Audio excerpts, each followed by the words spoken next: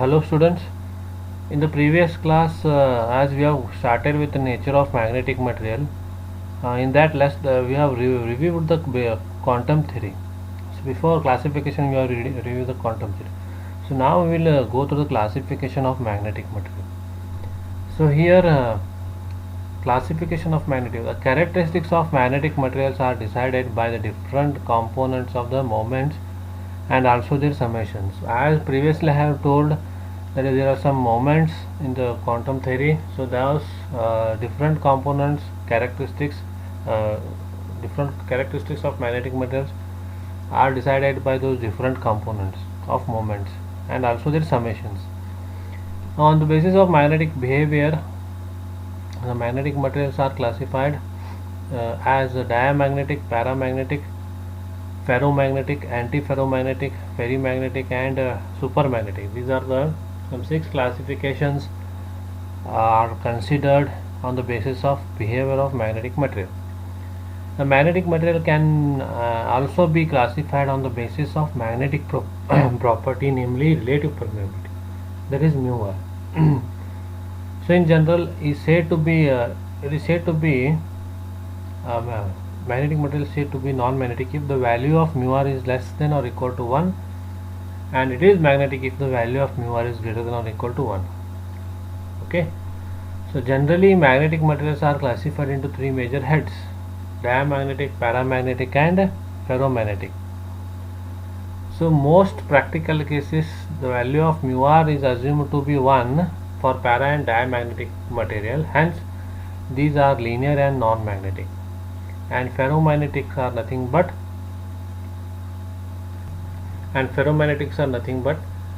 materials are always non-linear and magnetic. So it is what para and di are this one. So here we have classified here, if a material is diamagnetic, then mu r is less than or equal to 1. If material is paramagnetic, then it is mu r is greater than or equal to 1. If the material is ferromagnetic, then mu r is much greater than 1. So magnetic materials are classified as linear and non-magnetic, or it can be non-linear and magnetic.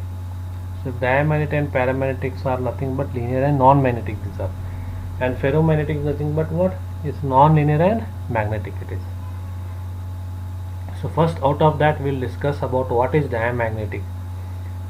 A magnetic material in which orbital and electron spin magnetic moment cancel each other, making a net permanent magnetic moment of each atom 0, called as diamagnetic material.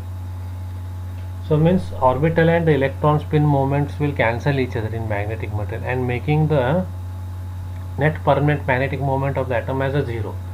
Such materials are called as diamagnetic material. If there is no external field, net torque on atom is 0 with no alignment of magnetic moment. So there is no field means no torque, and no torque means there is no alignment of a magnetic moment. But if the field applies, makes a spin moment slightly greater than of orbital moment, so this results the opposition of the field. Suppose if it is there, little bit of movement will be there, and this results to opposition of the field. So examples of diamagnetic are bismuth, lead, copper, silicon, diamond, graphite, and sulfur, etc. Now next we go to the paramagnetic.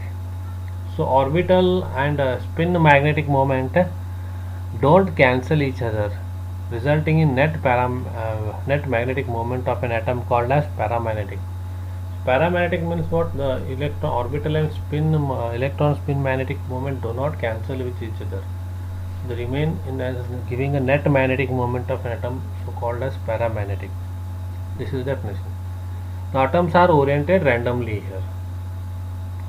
The absence of electric field not shows any effect, magnetic effect, but when applied, each dipole moment experiences a torque, so due to which it aligns with the external field.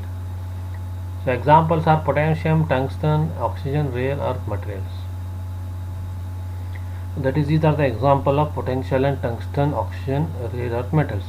So this is about diamagnetic and paramagnetic, right? So just differences, there will be consideration of moments, but in the previous diamagnetic there is no consideration. Now next we see about the antiferromagnetic materials. The material in which dipole moment of adjacent atom line up in anti-parallel fashion and called as antiferromagnetic material. So means we later will see ferromagnetic. Before going to that we will see antiferro. A material in which dipole moment of adjacent atom line up with anti-parallel fashion. So therefore it is called as antiferromagnetic. Net magnetic moment in such a material is 0.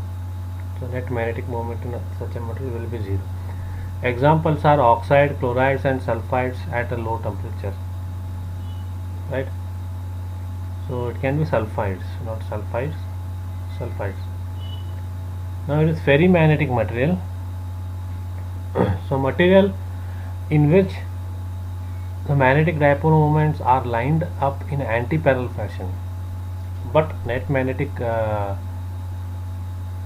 material is non-zero.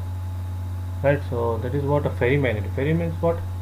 The dipole moment will be lined up in antiferrous fashion, but the net magnetic material is non-zero. So previously in antiferro you have considered as it is 0, but here it is now considered as it is a non-zero. Now examples of ferrites with a low electric conductivity are inductors and core of the transformers. Now examples for ferrites are nickel and nickel zinc ferrites. So nickel zinc ferrites it is. So this is about antiferromagnetic material and ferrimagnetic material. Now next we see what is a supermagnetic material. The ferromagnetic materials are suspended in a dielectric matrix, and the important property of this is even though each particle of it contain large magnetic domains but cannot penetrate adjacent particle. So that is a supermagnetic material. A material which is suspended in dielectric matrix, it is ferromagnetic. This material is suspended in dielectric matrix. Such a material is called as supermagnetic. So which is which will what it will do is, so its property is that it contains large magnetic domains but cannot penetrate adjacent particles. Examples for such types of materials are supermagnets. Magnetic tapes, for examples for that. While recording audios and videos, you can use the magnetic tapes. This one.